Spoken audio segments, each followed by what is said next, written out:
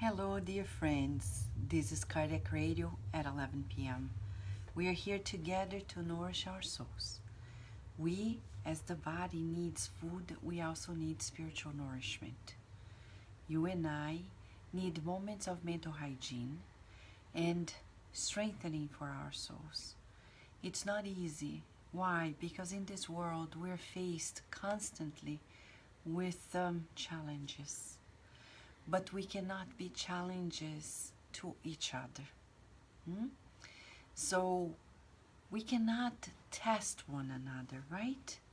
Life in itself is a test of growth, progress, but we cannot test each other.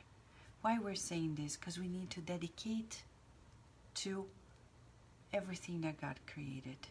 It is on us to stimulate and encourage one another.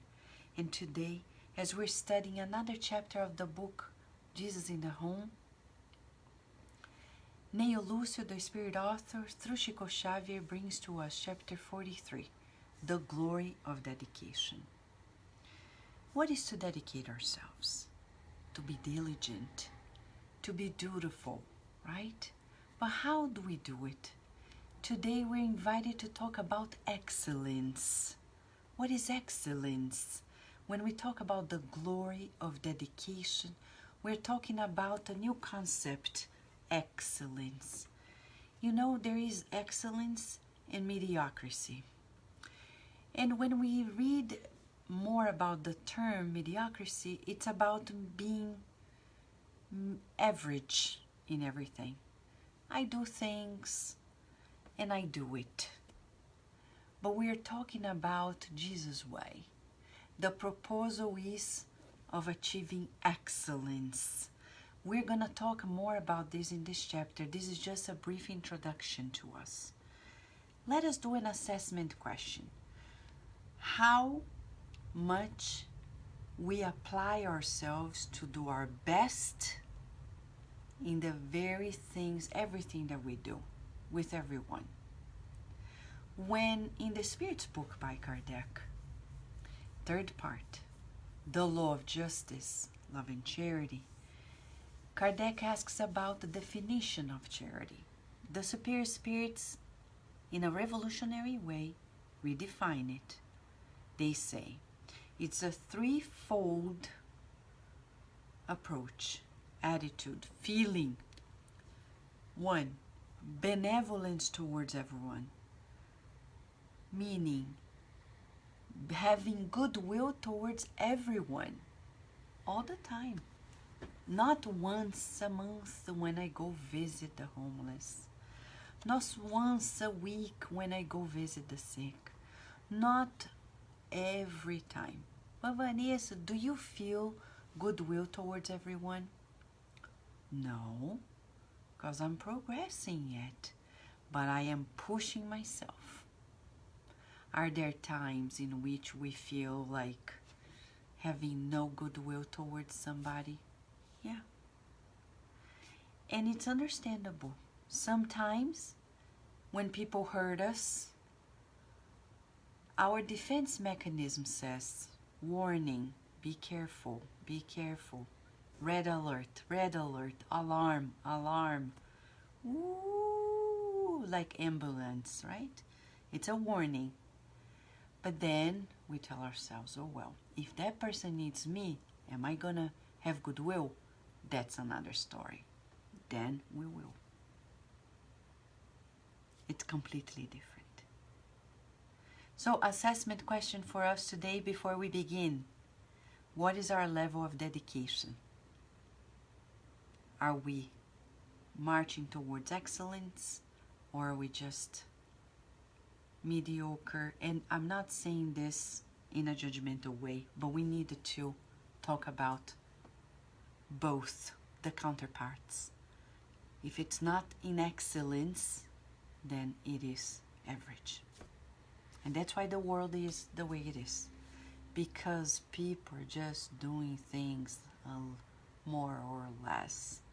It's so beautiful that Chico Xavier once said, you know, we can We can do many things more or less. The only thing we cannot do is love. Because love is an on and off switch. This is in our words. It's on and off. There's no like love more or less. In actuality, everything in life shall be promoted to the best of our ability. Ready? Are you ready for this? The glory of dedication. And why is this important for us? Why, of all things, Neio Lucio, right after a chapter that talks about compassion, why does he talk about dedication? Because for many of us, it's hard to feel compassionate.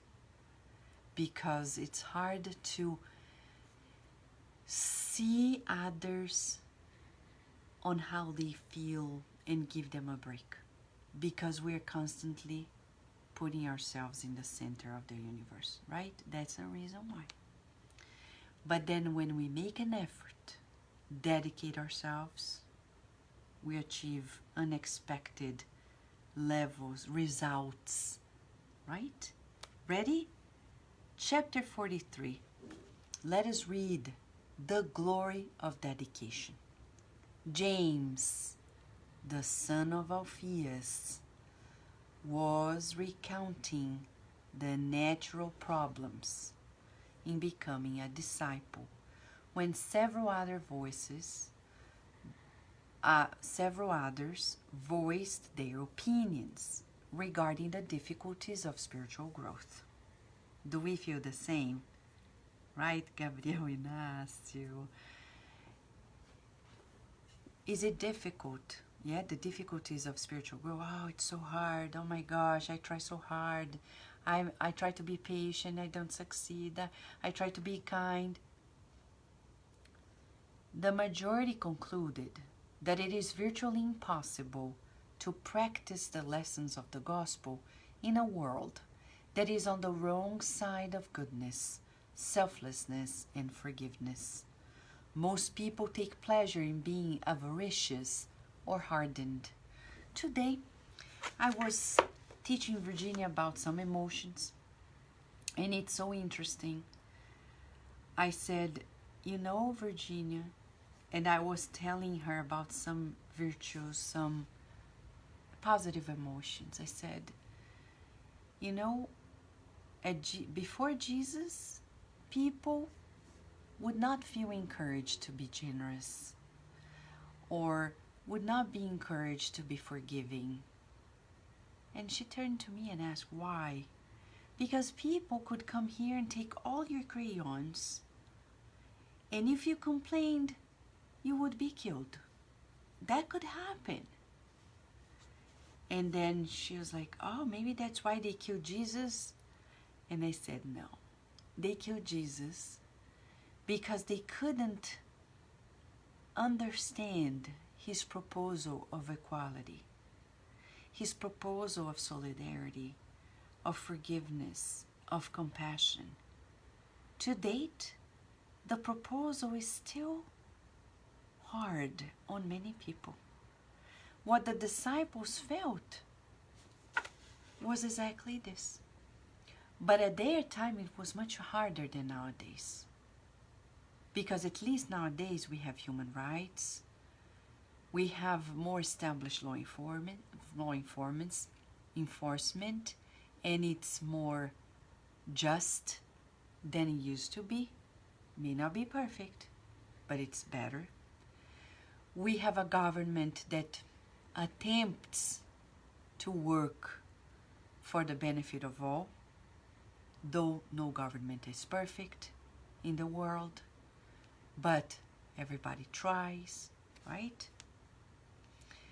So the concept of justice is much better nowadays than they were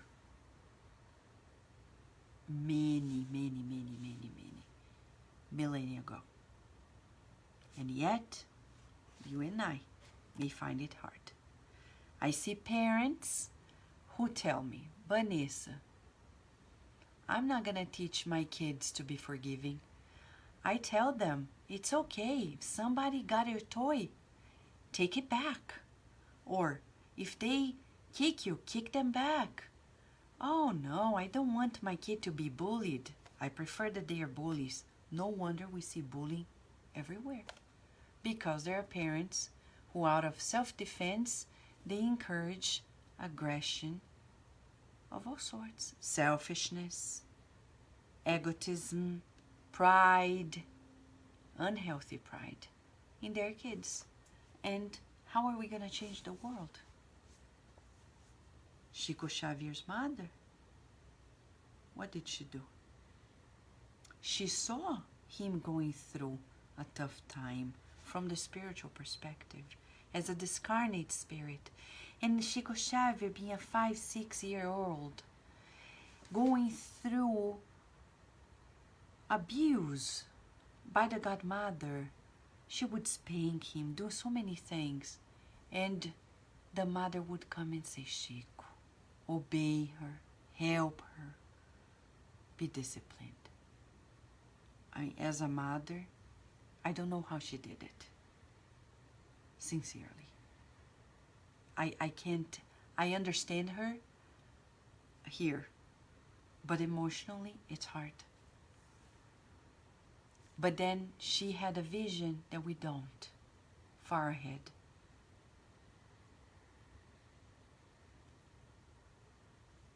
Telling our children, if someone is not good with you at school, forgive them. Oh, but they said I'm not a good friend. What did you do? What did you do? I didn't do anything, no. Something happened. Oh, I was just doing this. Are you sure you could have done better? Maybe. No, but they were okay. So if they were mean, what do? Let's say a prayer. Let's forgive. Oh, Vanessa, it's easier said than done. I agree. But it has to be said. It has to be done. I know parents who feel like they have no credit and they say, I'm not going to tell my children to do this X thing because I can't do it myself. No. Don't make a mistake twice, huh? If you make a mistake, make it for yourself only, but don't make a mistake not passing on the lesson to your kids. I'll give an example. Alcohol beverage. How can I tell my children not to drink if I drink? I agree. But it's better. Oh, but that's hypocrisy. No, you can say, I'm sorry. I'm working on it with my doctors. I have this addiction, but I tell you, please don't do it. Talk to your children, but don't make a mistake twice, huh? With yourself and then your kids. They don't deserve the perpetuation of our mistakes. We may be humble and say, I'm so sorry. I am not right. How do we teach humility to our children if we don't know how to say, I'm wrong? Right? Okay, enough with this break. Now back to Jesus, because Jesus knows better. So the majority of them concluded that it's virtually impossible to practice the lessons of the gospel. Jesus was being surprisingly quiet. Don't you love the description of Neio Lucio? Visualize Jesus surprisingly quiet as he listened to his disciples' opinions. Why was he surprisingly quiet? Let's wait. When Peter asked him directly about the matter. Jesus thought for a few instants and considered. Pause before we hear what he said. In between the lines, Neio Lucio is sharing with us something. We just talked about humility, right? Jesus is not playing superhero. That's the beauty of it all. He's human, he's tangible, he's reachable, right? And he's normal. He's not like playing savvy, wise, know-it-all. He has never been the know-it-all. No. So it's good that Neio Lucio is giving us these messages because we are reconstructing our image of Jesus. He was surprisingly quiet, and when Peter asked his opinion,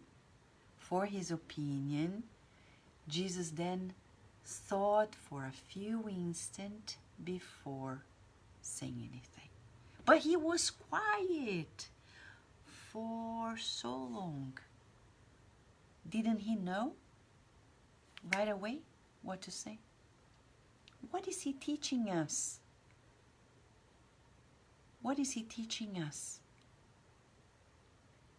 No reactivity.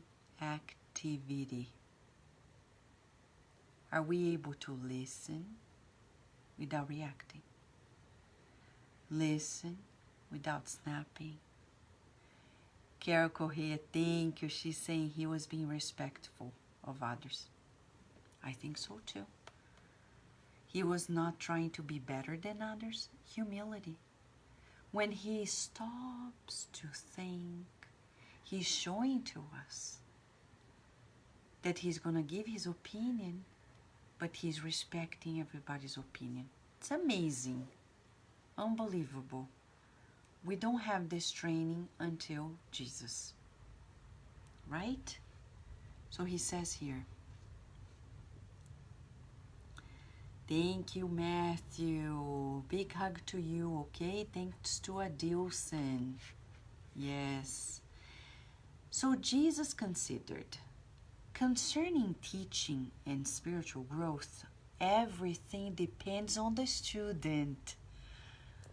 Don't you love this master that empowers us so much, right, Adilson? It makes me moved, doesn't it? He looks at everybody and says, between the teaching and the spiritual growth, the application, everything depends on the student, us. What a master. Wow, right, Carol? Unbelievable. And then he said kindly, what master is this?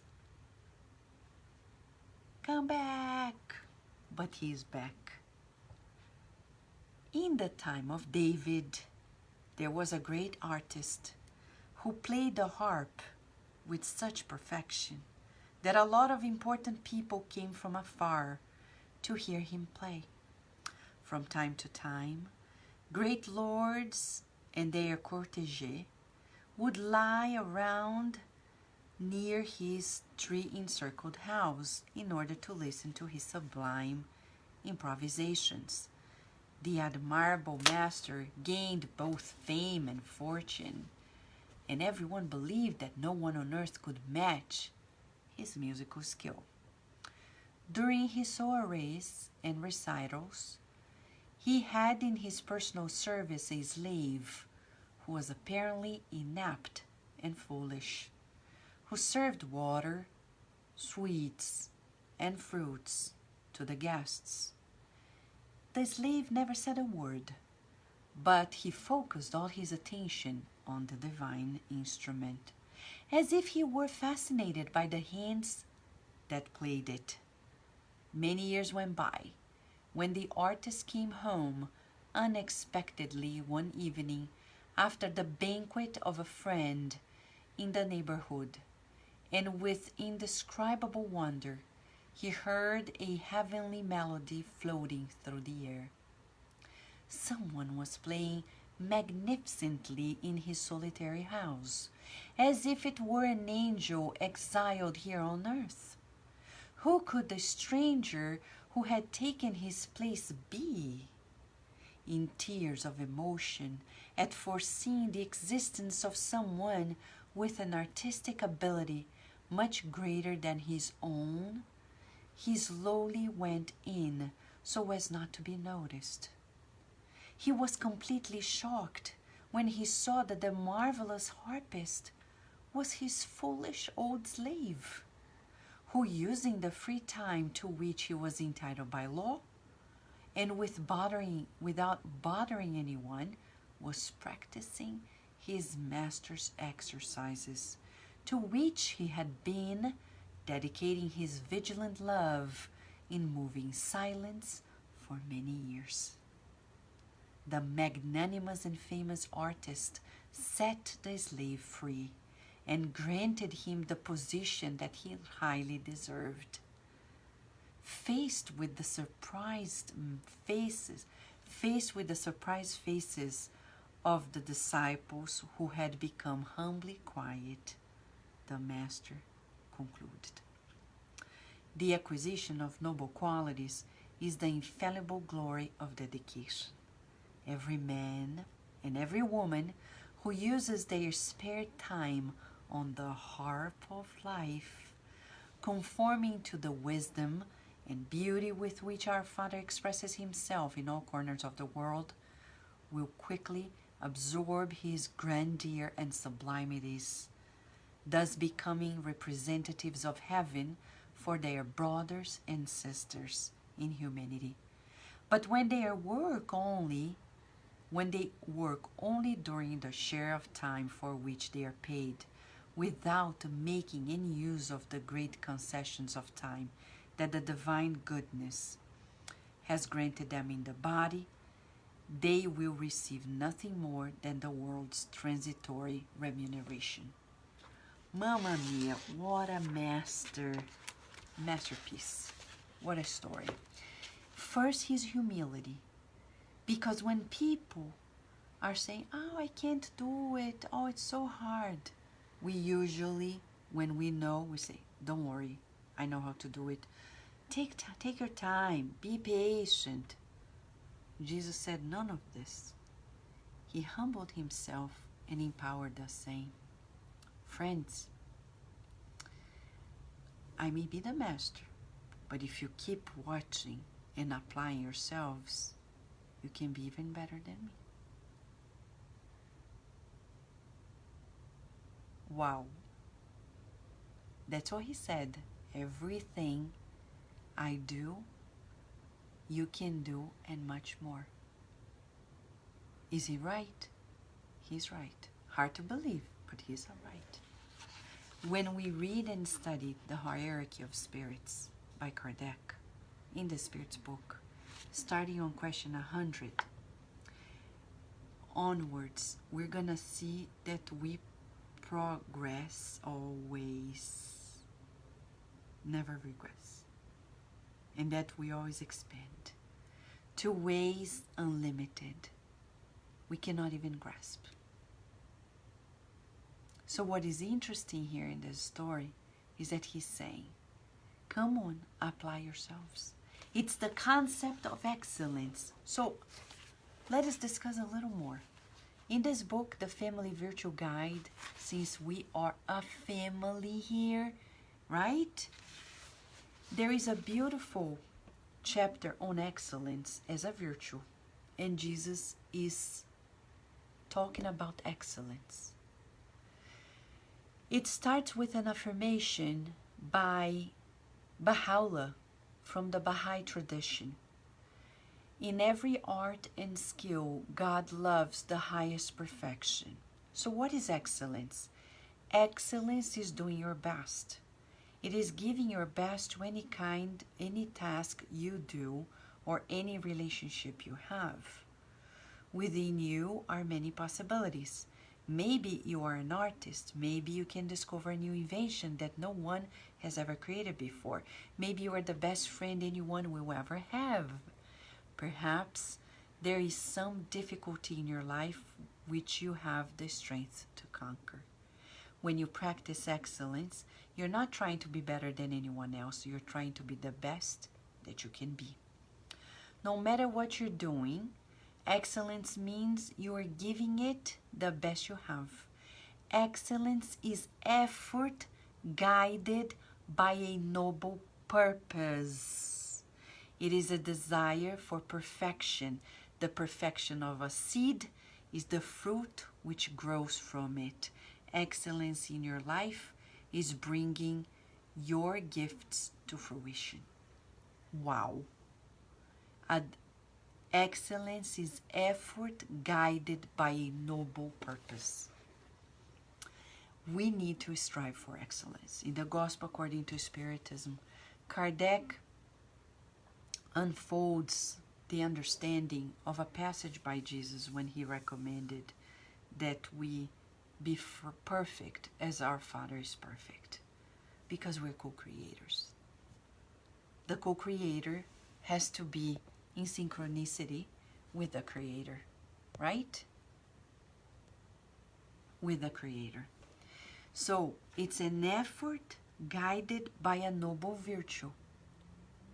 Effort guided by a noble virtue. Exactly.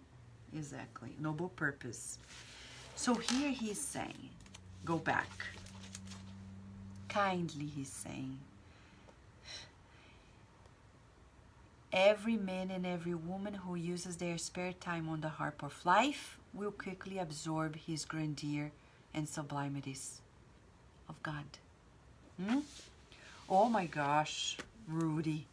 How to discern excellence from arrogance. Oh.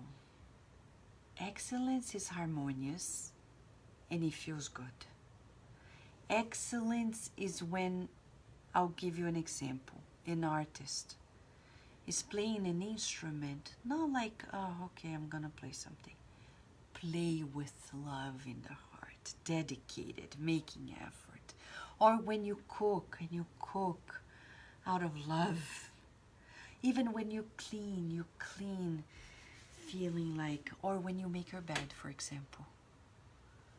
You make your bed every morning, hopefully, right?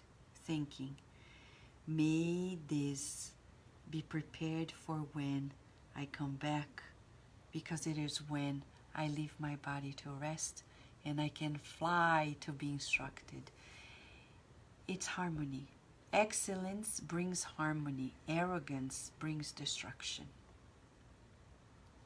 When we do our best to compete, to show off, it feels odd. It's as if the instrument that we're playing is not in tune. You feel like something is missing, or it even hurts. Right? I think the ego, right? Does it make sense? Rudy? I'm not sure, Karina, if we can find this book on virtues in e-format, but try it. It's called The Family Virtues Guide by Linda Popov. Linda Kavelin Popov. This is a phenomenal book that I would recommend because it's simple but so important. Okay, thank you, Rudy. Thank you for this beautiful question. And Gabriel Inácio was saying, a friend of mine who goes to church every weekend always tells me that the solution to so many problems in the world is an eye for an eye. And then I ask, so why doesn't Jesus let Peter cut the soldier's ear in the past? Exactly, I mean, it doesn't feel good when we return evil for evil, right? We need to avoid enabling the evil that exists in the world. I'll give an example. Jesus reincarnated. He was here with us. He knew the Roman emperor was not doing the best job. He knew that the Pharisees were being hypocrites, but he did not confront them. He let them be. He was neither there saying, oh, Caesar, oh, Caesar. He was just himself, respecting without enabling. That fine line we needed to practice every day inside of our homes. Sometimes family members cross their boundaries. We're together, but we need boundaries to live healthfully, We cannot live symbiotically. So when we know the boundaries, like Jesus did know the boundaries, he wouldn't intervene and interfere in every single thing. In all the reports of this book, we have read 43 chapters this far. We have never heard of Jesus interrupting, coming along without being asked for it. Never. Boundaries. Respect. We don't solve the problems with our hands in disharmony, but with love and harmony. Thank you so much, Leia. It's in PDF. Oh my. Wow. That's beautiful. So friends, back here, the harp of life. What is the exercise for us in the next 24 hours? What is it? Are you ready? All of us together in the different parts of the world, let us do an exercise together. What are you gonna do? Okay, how do we practice this excellence? It's in the book. How do we practice it? Jesus said it. So let us keep studying what he said. It says here, practicing excellence is doing your best with big things and little things, with the jobs you do and the people you love. It's striving to do today what you found difficult yesterday. It is the willingness to learn from your mistakes. Excellence means you're not content with giving less than what you're capable of giving. It is making sure that when you do a job, you pay careful attention to it and don't leave it half done. If you find you are unable to do something, find something else which is possible for you to do. You are not meant to do everything well. Different people have different abilities.